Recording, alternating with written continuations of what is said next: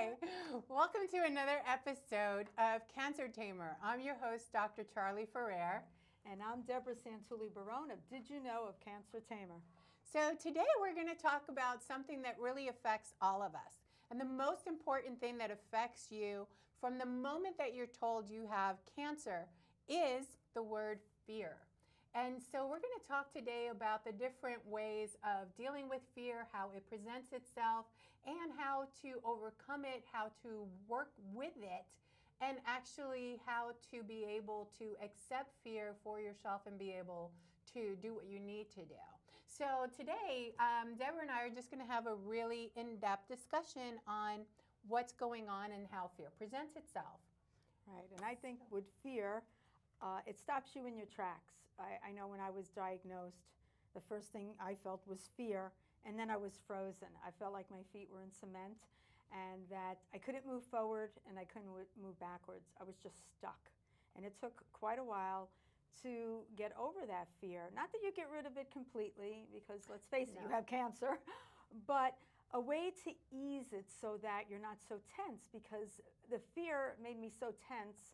I was snapping at my family, and I felt like a rubber band that was pulled, and it was so tight it was ready to snap. And you could see it in my eyes, and I couldn't catch my breath, and I would feel like I'm hyperventilating. And it took, no one can help you completely with that. You have to read books, yes, you have to go for counseling if that's the case, but in reality, you also have to try to ease your fear yourself. And it takes a lot of thinking and meditating. It's also the fact, I mean, when we have our typical fear response, it's the fight, flight, or freeze.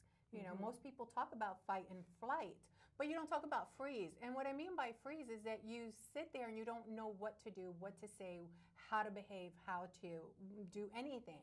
And so I know for me, when they told me I had cancer, I just sat there and go, okay, that's interesting, you know, and then of course I'm silently crying, going, okay, well, this is interesting. Okay, well, thank you very much. I'll come back the next day. But it becomes a part of your brain freezes. Your brain just stops functioning. And I know for me, it took me about, I'd say at least 2 months, maybe a little bit longer, before I could say the word cancer. And be able to say the word cancer without crying, without, my lips just, and being able to just talk to other people. And so I think, it becomes a part of having fear for a long time. And we were talking about, well, who said that great saying? Oh, yes. There's nothing to fear but fear itself. Yes. And we couldn't remember who was it that said it.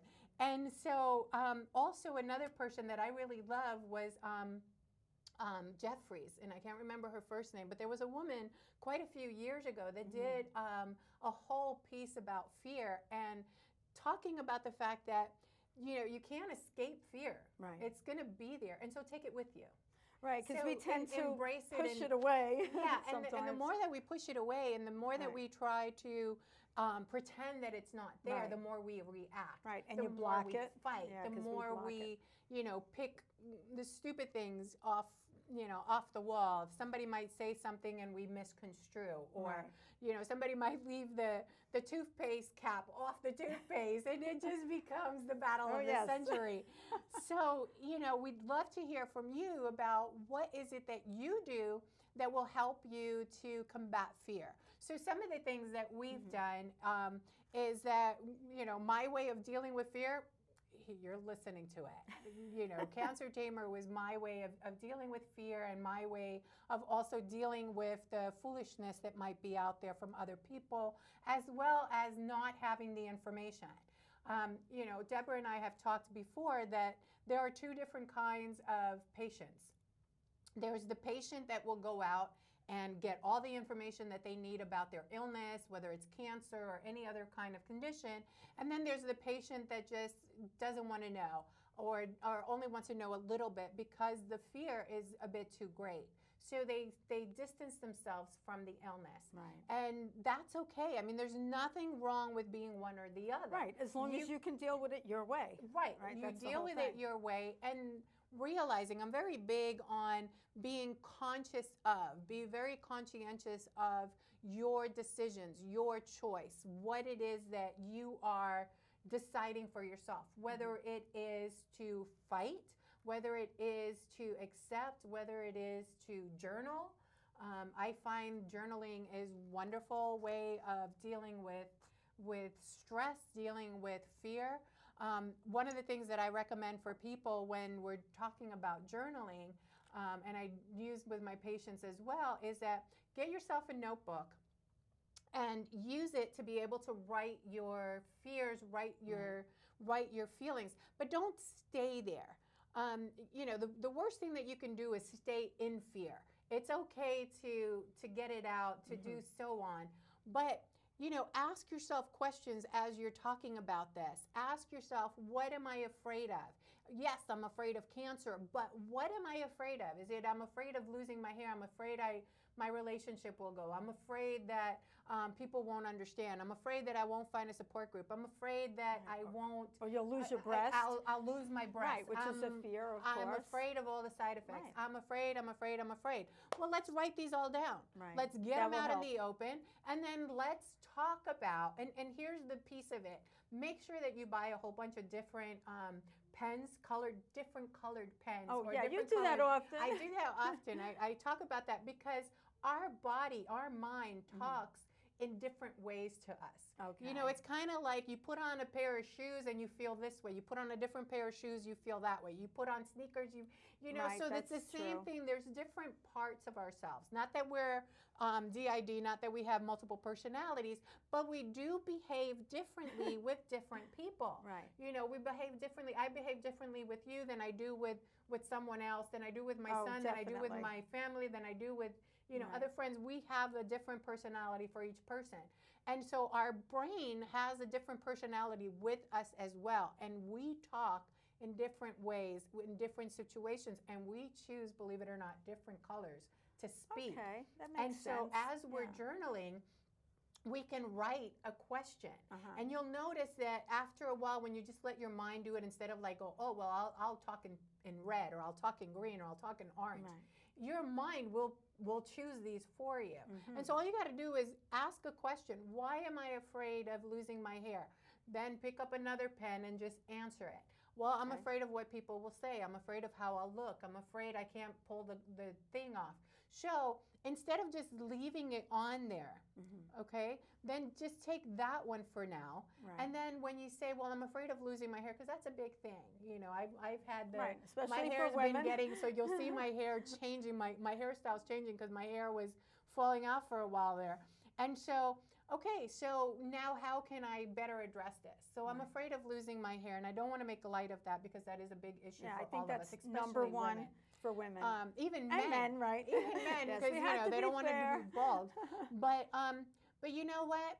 How are you going to address it? And this is where you don't stay in the fear. You look for ways of coming out of it. Right. You look for ways to deal with it. So, okay, so if I lose my hair, what can I do? I can get wigs. I'm going to be Slutsville because I have all the different kind of wigs. Red. I will have all the different colors China that I've doll never. look, the Yes, the little like the bob. Cleopatra look. I love that look. And the pink. Somebody had Yes, pink. I thought it was so really cute. So I want to do it Then where I I would can spike it. my hair up. I want to do that so bad, but every time I've tried to spike my hair up, I can't figure out how to do it right, so it just looks like a big blob on my head. So if you know how to spike hair, please call me. let her know, okay? But So that also you there are can do it. people too that to feel empowered, and I think if I always pictured myself doing this, but hey, listen, I didn't go through chemo, but I always pictured if I had to go through chemo and I had to lose my hair, I was going to take control first. I was going to shave it before it just dropped off of my head. I was going to be in control of that. There's nothing else I could control in life, but I can control that. And I've heard this before, that women say, before it falls out, I'm shaving it. And it makes them feel so empowered from what I've heard.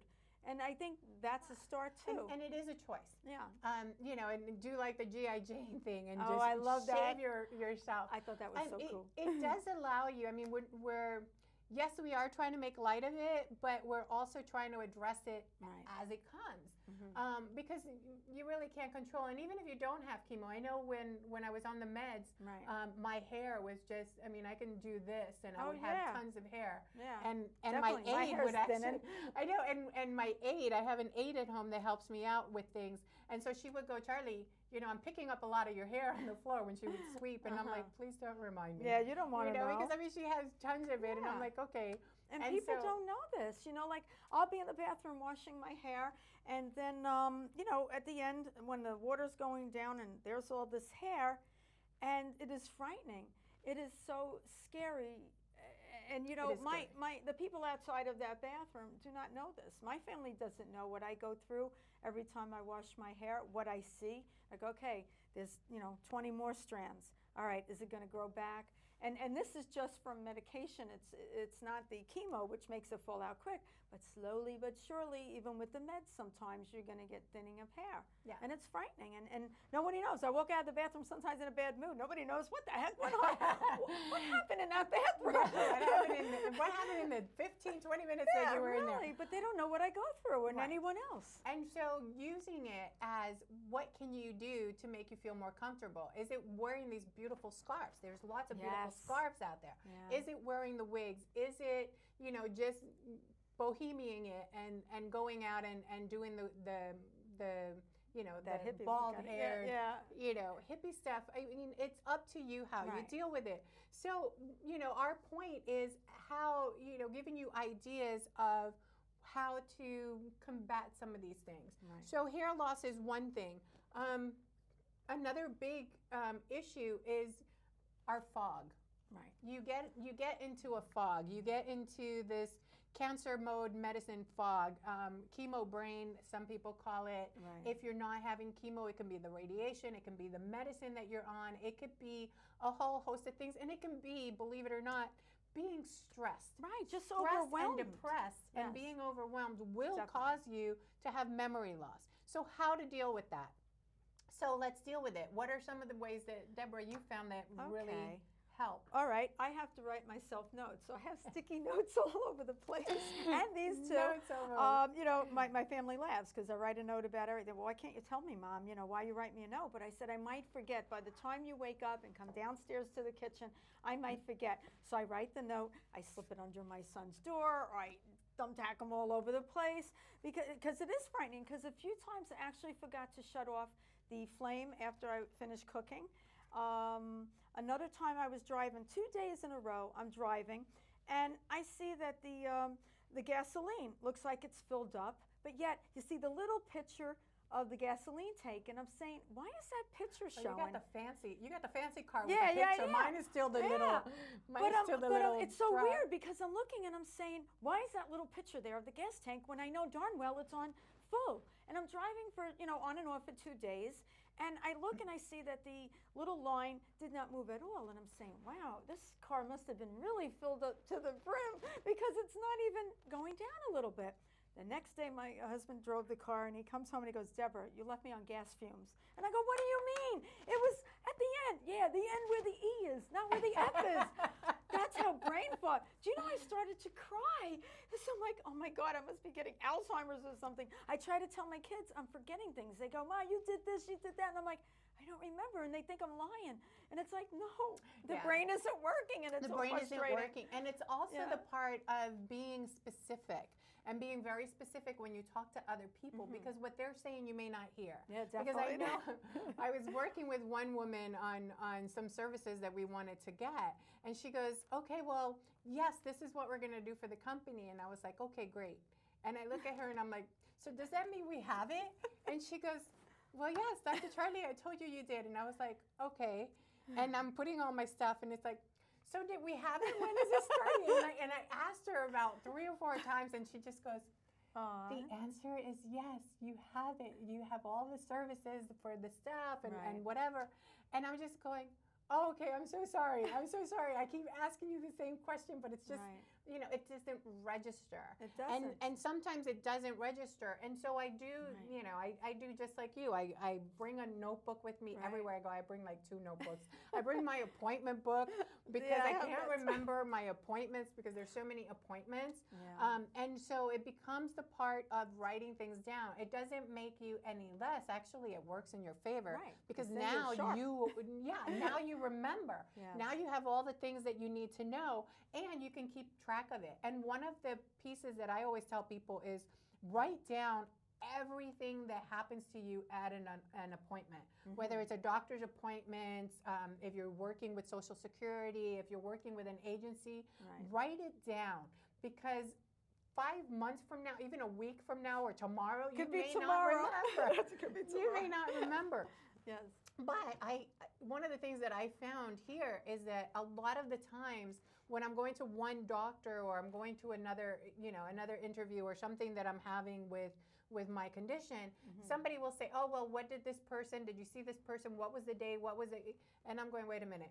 Let me just get the book." Right. That was smart. And I pull Yeah. the book out and I say, "Well, on this day, on this day, on this day, this is what I've had." And especially if you're having more than one appointment, because Right. sometimes we'll have 2, 3 appointments on the same day. Yeah, that's what I like to do. I schedule at least 2 or 3 because, especially Right. if you have to go into the city, you don't want to be running back. You don't want to be running yeah. back and forth at the same So time. it is hard to remember, and it's overwhelming. I really believe that little brain nerve synapses, I think they call them. Yeah, the that synapses they, that do they not burn click. out, because you're so burnt with in the beginning fear. Then there's anger. Then there's all different processes you go Right. through, and just trying to keep your appointments, juggling that. And it's a wonderful thing to keep track of your appointments, keep Right. track of what you're doing, keep track of the different things that you want to do or want to switch or want to interact with.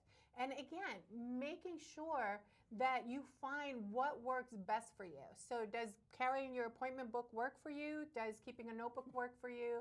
Definitely the notebook, writing down all your stuff, because if something goes wrong down the line, or after you have your treatment and you're totally perfectly fine, you might want to come back and maybe journal a little bit about your story. Right. Which is something that we'll be doing with Cancer Tamer. We're going to be doing a workshop on journaling your path to help you on your path to help you recover. So writing for awareness, writing for conscious healing. Right, and writing your feelings, and writing so your that feelings. you can, you have to have some kind of catharsis, as they say, so that you can get past certain things. And yes, I know you have cancer. There's only so much you can get past, but each little step, it's leaps, really. Each little step. Yeah. And I know, again, we're talking about fear and we're talking about different ways to work with it. One of the things that I did, and I took pictures because I had so many complications with my breasts and the surgery and so on. So I was taking pictures every day of my breasts. That was great. I've That was had smart. like 2,000 pictures of my breasts. We're going to post them when she's not looking someday. We'll post them someday. But it shows the progression of what my breasts look like before my surgery, Right. what my breasts look like after my surgery, all the complications. So when the doctor sees me a week later, and he's going, "Oh, well, this is fine, this is normal," and I'm going, "Wait a minute, look, this is Right. what it looked like the week before. Look, it's progressively worsening." Yeah. And so I was able to document it that way and be able to, deal with my doctor and Right. deal And that with was other wise. specialists, of which I had to deal with. And so the piece of it is that now when I go back and I look at, I'm presently healing and everything is, I have a lot of scars and a lot of texture to my breast now. But as I go back to some of the pictures of what it looked like before, I sit there and I'm like, "Oh my God, this was horrible. Right. I can't believe that's how bad it was." And so being able to see them allows me to then be able to go, "Wow, I've come so far. Definitely. I've healed so much. And you braved through it because it was painful. I did come through it. Yeah, that's so painful what Charley went through. Well, and we don't want to scare anyone because not everybody goes through this. No, Charley's but- very unique. I've always been the special Yes. one. So, but there's women out there that also have these horrible conditions. You might have sweet syndrome. If you don't know what that is, we talked about it in another episode. Please go to our website, cancertamer.org, and be able to see the amazing interview we had with Dr. Jacob Levitt, who talked about sweet syndrome and who talked about how it develops. Because I think, not from a medical standpoint, I'm a sexologist.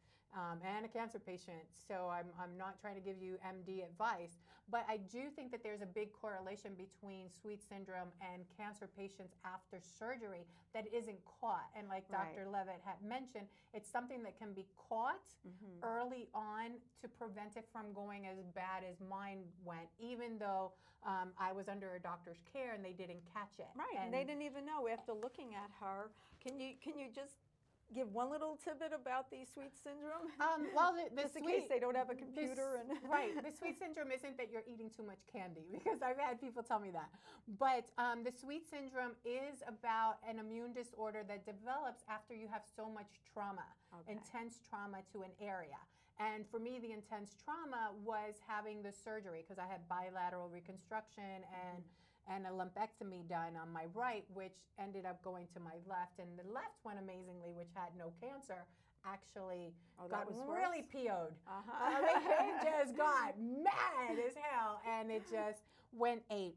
And so what happens with sweet syndrome is that instead of it getting better, it actually gets worse. And it might mimic an infection, but it's not an infection. And so what you try for it doesn't make it any better. Right, so the antibiotics antibiotics weren't helping, I believe. And so, but I was having infections from other things. And so again, please review that interview, because I'm not a dermatologist and I'm not an MD, so I'm probably explaining this incorrectly.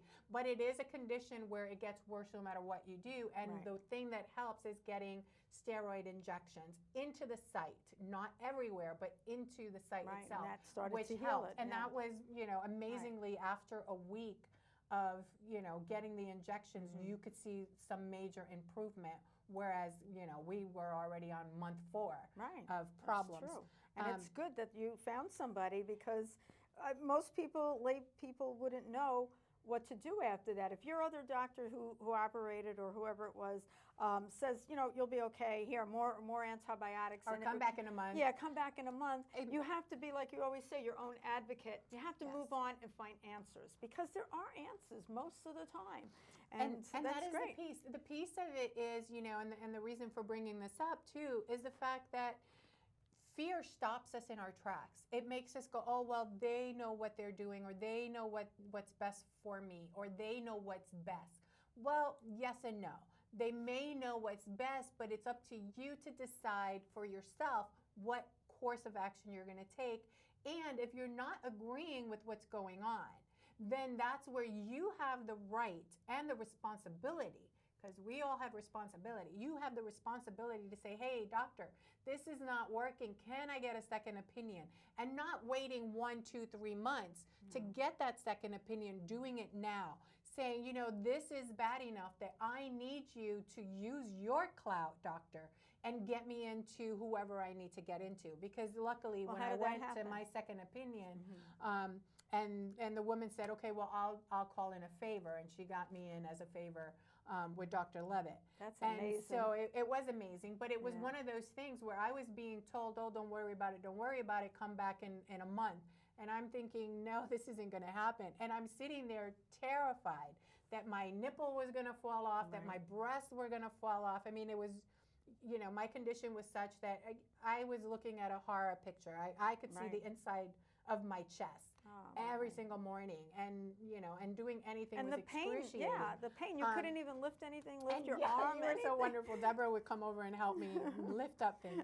But again, how to deal with pain, how to deal with situations. And I want to also talk about the fact that when you're doing this alone, which you basically were doing all alone. I've been doing the cancer piece alone, and my son is away and my family wasn't available at the time, and so going through it alone, which Right. makes you feel isolated, makes you feel lonely, makes you Depressed, too. depressed, Let's face, makes depressed. your depression come in there. And so Right. how do you deal with that? And so it is finding organizations, finding ways for you. What is easiest for you?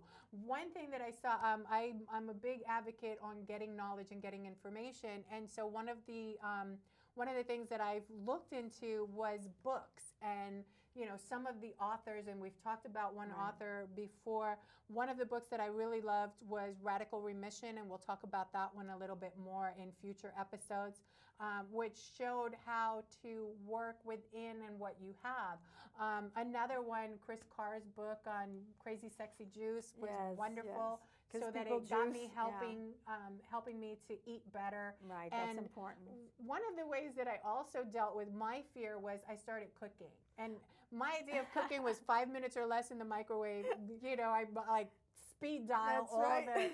all the restaurants and everybody else for delivery. Yeah. And now I'm actually making and creating my own. And some of And the healthy, too. Yeah, it's very healthy. Everything is very healthy. If I think I like a fruit, I'll try it. Right. And I'll just make these weird combinations. So, like when you come to my house, it's like, what is this? I'm Wait, like, you made try a it, chili you or tell me. something? Did you make I made a pumpkin chili. Right, a pumpkin chili. Which was she great. made, which Pumpkin chili. you should put it on the website. I'll have to do Yeah, that. the ingredients. The and what- ingredients and were- how about that chocolate that you made? And that the was chocolate, really I invented my own little Reese's peanut butter cups, which are sunflower seeds and almond seed butter And chocolate with no whole- soy. Chocolate with no soy, which is really hard to Yeah. find, but it is out there. So the whole point is that you can find ways of being able to deal with your fear, whatever it is. One organization that I read about was doing comedy for a cure, which I really want to get in touch with that organization and hope they're still around. Right. And so finding ways of being fun, making this what you want it to be, fear and all. Right, that's And true. and being able to to work through that. So whatever your way of dealing with fear, please contact us. Please give us an give us a email, heads give up. us ideas, and we'll talk to Definitely. everybody else and we'll share them. And you can write us at you can write us at Cancer Tamer Thank you. at cancertamer.org. And you know what? Look fear in the face and laugh. Yeah. What else can you do, right? Yeah, and if you start stumbling over things, know that It's that's all going to great. happen, and so laugh about it, and be able to find ways of finding your own joy, finding your own ways of battling fear. And I hate to do the battle and the war and so on. So find ways to make yourself laugh, find ways to enjoy life, because that's what it is about. And conscious living is what you can do to make your life better. I'm Dr. Charley Ferrer, and this has been Cancer Tamer. Thank you very much.